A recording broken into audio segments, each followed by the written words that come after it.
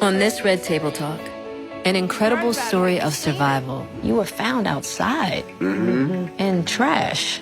An inspiring conversation with my good friend, Tommy Davidson. You say Mom saved your life. And I just want to thank you. That's the reason why I'm here. Tommy is one of the most entertaining people you will ever meet. You may recognize him from In Living Color, dozens of movies, or a stand-up. But behind his laughter was a world of pain, one that I witnessed firsthand. And now he's come to the Red Table to tell us how he survived and thrived. He's a miracle. He shouldn't be here.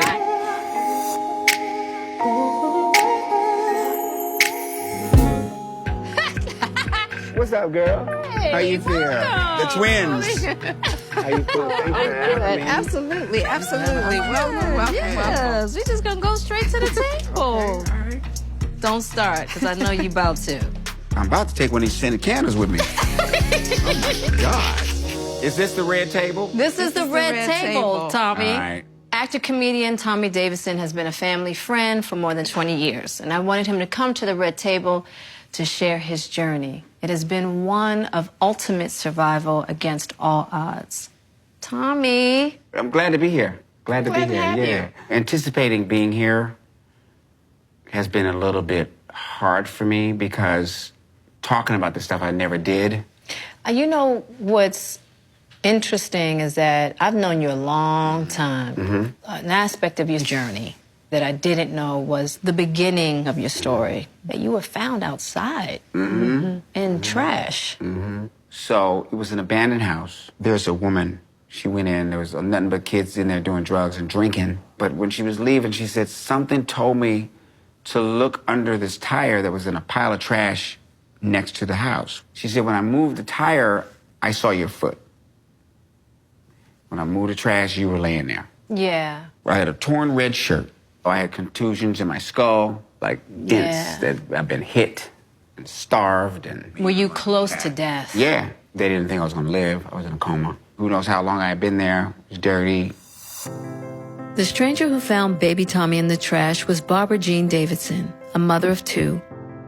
As he clung to life in the hospital, Barbara Jean made a decision that would change her life and his life forever. She adopted Tommy and brought him home. My mom was my hero. She was like the most fierce protector. He was welcomed by his new brother Michael and sister Burl. Born just 35 days apart, Burl and Tommy were raised as twins and were inseparable. We shared a room until we were like 14. Burl is my rock. She's definitely my other half. They lived in an all-white town. Tommy felt like he belonged from day one. When she adopted you, this little black boy, she's from Wyoming. How was it for the rest of her family bringing you into the fold?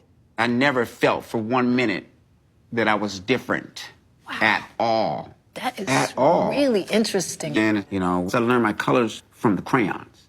So I know brown. Brown was a brown crayon. My sister was peach. Right. I thought I was a brown one of whatever we were. Right. Because I grew up on farms. The horse would have a coat. The horse could be a brown horse and have a black coat. Right.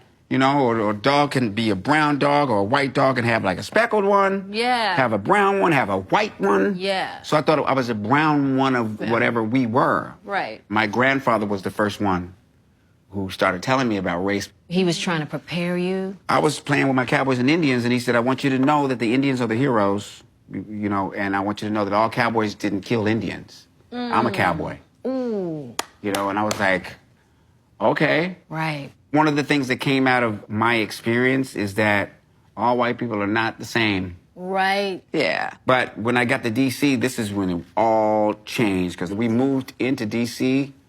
during the riots, when King got shot. And every day after school, grown white men were chasing me home. I would barely get in the house. How old were you, Tommy? I was 5. People were throwing in our window, people shooting. And that's the first time I heard the word nigger. It was crazy. And that really hurt me. Yeah. Yeah. I mean, that really, really hurt me because I'm like, you know, like, what am I supposed to do, choose sides or something? Right. Yeah. Like, I don't know anything about this. Like, what the hell? It was like a bomb went off in my brain. Yeah. So then I was somewhere playing, and there I go again. Nigga, get him. 2 white teenagers chased me. And these big black dudes came out. And white boys went the other way, and I've been black ever since.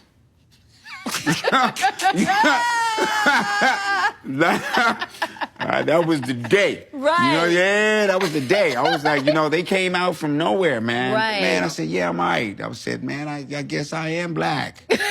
You know, let me look into this.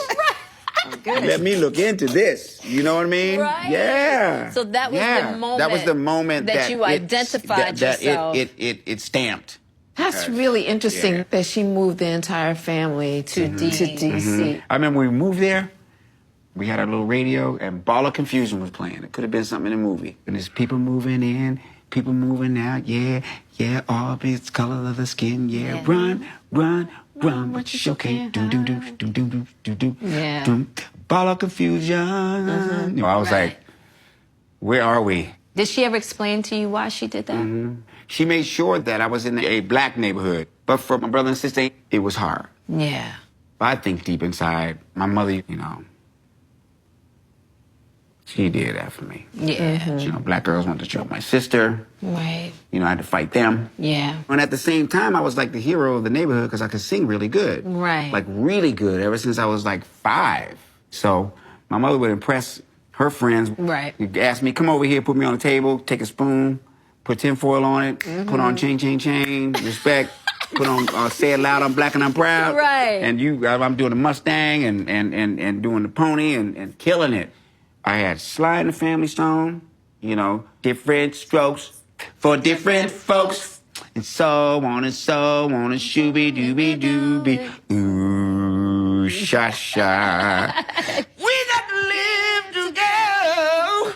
You know what I mean? In everyday people. It seems like you had the coolest white mom, though. Oh, yeah, man, there ain't no doubt about that. My mom said, Tommy, you have a way of putting things that makes people happy so fast that all they can do is laugh. But I never thought it would lead to comedy. At 22, Tommy went to an amateur mic night for the first time and killed it. His career took off. Eventually, his talent caught the eye of the Wayans brothers, landing him a coveted role on the iconic sketch series In Living Color. His dream of making it big was finally coming true. He went on to star in dozens of films and TV shows. But despite all the money, fame, and star treatment, Tommy was far from happy. Tommy and I did 2 movies together, as you already know, Bamboozled and Woo. Yeah. The first time that we worked together and I really got to know you on the set of Woo, I came out for a scene and you looked at me and you were like, something's wrong with you. I was like, what you talking about? Let's just get to work. You know, there's a million people around doing stuff. Camera, action, you know. And I said, ain't nothing wrong with me. She said, something wrong with you. And I was like, let's start the day. She was like, nuh-uh. She said, come here. What's wrong with you? I said, my mother contacted my real mother. And, you know, she was on the phone. I got a chance to talk to her, but I ain't gonna deal with that. She said, oh, really? Okay, hold on. That's a wrap. Everybody, that's the day. All right, you go deal with that, all right? Later. And it led from our conversation to me finally meeting my biological mom. When he was 38 years old, Tommy met his birth mother for the first time. All my life, I was mad at her. You know, I always would say, where are you? I had a lot of resentment and anger for her abandoning me. Tommy continued to channel his pain into his performances. And then drugs led him to a tragic tipping point in his life. In his book, Living in Color, Tommy admits that his addiction undid everything he accomplished and nearly killed him. One night at a girlfriend's house after ODing on cocaine, paramedics rushed him to the hospital with no clothes on, strapped to a gurney.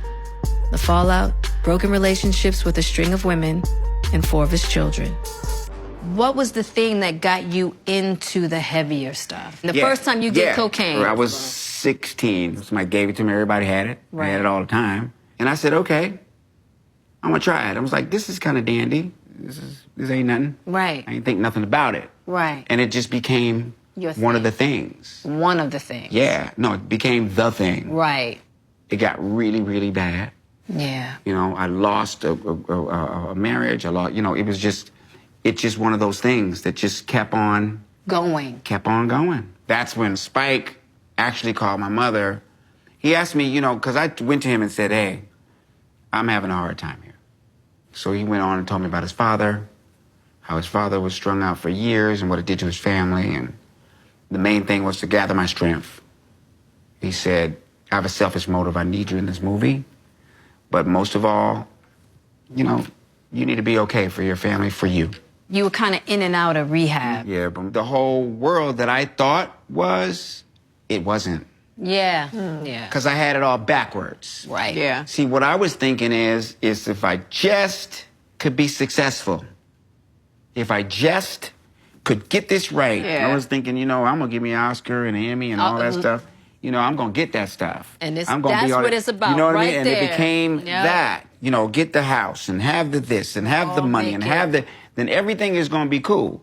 So I would do that, and then it would fall. Right. And I would do that, and then it would fall. And then I would do it, and I couldn't understand why am I not making this connection? Right. When I became addicted to drugs, you know, I was a functioning addict just the same. Mm-hmm. But those kinds of successes are the kinds of things that keep you in denial about who you are and where you really are. Yeah.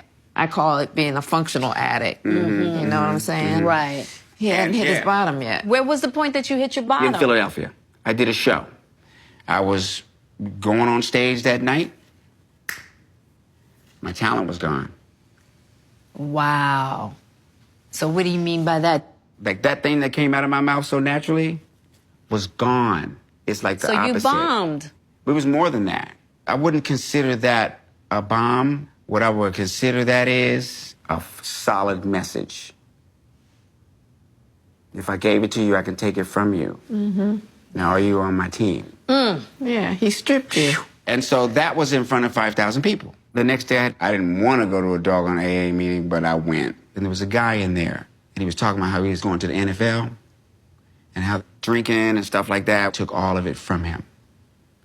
But what he said that got my attention was, he said, all my life, I thought that people were stabbing me in my back. And I turned around to see that I'm the one with the knife in my hand. And I was like, it's me. Yeah. It's me. It's not if the white ex-wife or you do this. It's not if you treat me right. It's not if racism wasn't. It was me. Yep. You say mom saved your life. Right. And you called me. And I called you and I I was said, in what Pittsburgh. the hell's going on Yeah, with you? I was in Pittsburgh, and you was like, hey, what's up? You all right? And I was like, yeah, I'm all right. You said, hold on. And then, bam, she And I just came in with Yeah, reinforcement. yeah. Yes. With reinforcement, Yeah, because man. by that time you had already been exposed to the Right, program. right. I had You know, been, so- but it's a process. It's something that had to take its hold. Right. You know. Yeah. And I just want to thank you because that saved my life, and that was one of the many things that happened that are the reason why I'm here. Wow. When your mother passed. She could hardly talk. You know, and she's really worried about me all those years. But then I was doing fine. But it was still hard. To really trust that I'm gonna be okay okay. because she's passing away now. In 2006, Tommy lost his beloved adoptive mother, the woman who rescued him from the trash, to a rare form of cancer. When my mom passed away, I realized that I am my mother's greatest accomplishment. She shaped me, and she knew that she was sending out into the world somebody who can give love, and that's my purpose. So when I'm asked, what's your greatest accomplishment? It's being Barbara Davidson's youngest son, Tommy. The last thing I did was sing to her. Your mom. Yeah. And she used to love I sing. She used to love I can sing. Love I can sing. And I sang Kenny Loggins' song. Wait a little while. Take the time and find its way to you. Soon as you no longer try, suddenly it'll be staring in your eyes. Don't forget it. If you let it, it will come to you. Right. And that was my last words to her. Right. It sounds like to me that there was a lot that happened during your addiction journey. Are you still in that process of like repairing that with your kids? Yeah, one of the things that's come with my life is not to apologize, but to atone. And a friend of mine taught me that because I didn't know what atone meant. Yes. Yeah. Because And apology doesn't mean anything Right. if your behavior stays the same. Right. Yeah. So she explained it to me. She said, apology is saying sorry, but sorry runs out. Yeah. Like an old cartridge. Yeah, Sure does. It does. But to atone for something is to change the behavior. Absolutely. Our atonement and our healing came from me watching her be a maternal support and grandmother to my children that she might not have been for me as a child. But she was right there all the time, making severe sacrifices to be there for me and for my children in the way that really just dissolved anything that had happened in the past. And so I understand that atonement because she was a new person. Right. It wasn't even anything to talk about. You know what I mean? But what I tell you, what has been really painful for me in our journey too, is to see Jada's relationship with her children and realize all that she missed with me. That has been extremely, extremely painful for me to, I mean, I'm happy for it and I'm so proud of her, but, you know, and the loss is just as much mine as it is yours, so it's difficult. It is. I hope for you that there will be an opening in some way to really have a deep healing with your kids. Because And it ain't gonna happen overnight, I'm gonna tell No. you. Because I think we still struggle. You know? It's just such a process, and I just don't think unfortunately, it ever ends. My oldest daughter, you know, I ain't nothing to her right now. Right. You know what I mean? So that's okay. Yeah, That's it okay. is. I found a picture of us, so I took it and sent it to her phone. Yeah. I said, this is who we are. Yeah. You know what I mean? And just let it be. Let it be. Let It it be takes what it is. time, and those Yeah. openings occur. Right. So what words of wisdom would you have for people that are going through a hard any kind of time. struggle right now? Have courage enough to trust someone with your secrets. Ooh. And let them help you. Let them help you. Because it takes a lot of courage to do that. It does. You know, because are you going to love me the same Yeah. if I tell you some of the stuff I really did? Yeah. And you'd be surprised that They will. they will. And you'll be will. surprised that There's a you whole are nother not world unique. opens up. Yeah, you're There's not so Yeah. many people have A whole gone nother through world that. opens Yeah. up, Yeah. you know. And I never really thought about how much help helps until I needed it. Yeah. The one person Tommy says helped him through all his hard times is his beloved twin sister, Burl. Even though they now live on opposite coasts, Burl and Tommy still talk every day, but it's been over a year since they last saw each other. Man, that's my twin.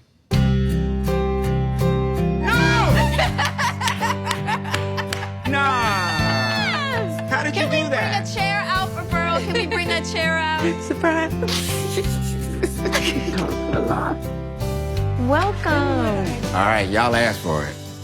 Hey, Burl. Nice to meet you. Welcome to the table. Yes, it's so nice to meet you. I heard that you guys are how far apart? 1 month. Twins. I just thought it was so interesting that you guys were raised as twins. We were in the same grade. age. Same grade until 7th grade. Until 7th grade. Great. That has to be a trip. Well, you know, you're all I have and all I've had. So you mean the world to me. You're everything, really. And everything I protected growing up and everything that was important to me was you.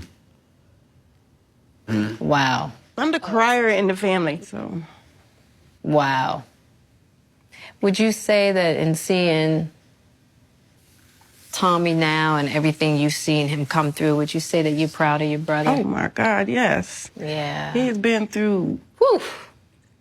everything. Yeah. Like He's a you would think he's miracle. not here. She shouldn't be here. Right, you know? he shouldn't. This right here, you know, what we've been through, you know, for us to be sitting here, she was all I had. Yeah. I tell you what, it has been wonderful just to have the opportunity to see you guys together and feel like y'all are really sister and brother, okay? Yeah. For real, for real. Thank you so much for coming and blessing the red table. Thanks, guys. Thank you so much. Yeah, this is good. This was beautiful. Hey, RTT family. Join our Red Table Talk group on Facebook to become part of the conversation. And be sure to follow the show page to catch up on all our episodes. Thank you. Yeah, I'm it's a gift serious. for It's a us. You gift don't know to how, you. when we have black men come to the table and honest about their story, we don't have it often. And it brings a humanity because people just look at our men going through and they don't know why. Right. They don't hear the stories in order to understand where our men are coming from.